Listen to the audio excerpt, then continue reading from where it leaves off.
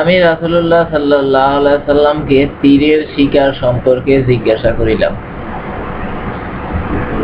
তিনি বলিলেন,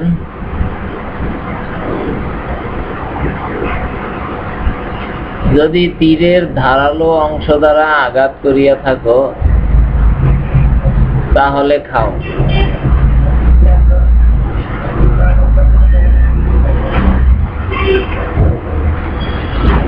আর যদি ফলকের আঘাত লাগিয়া থাকে এবং শিকারটি মরিয়া যায়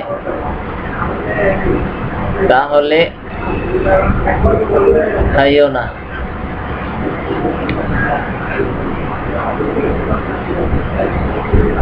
কেননা সেটি ওয়াকিজ বা হেতলিয়ে মারার অন্তর্ভুক্ত। আমি বলিলাম, আমি তো শিকারের জন্য কুকুর ছাড়িয়া দেই।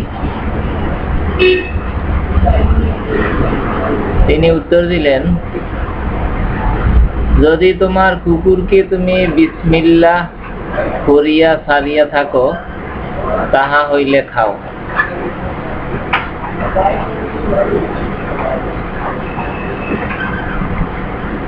আল হাদিস বুখারী শরীফ, হাদিস নাম্বার 5080।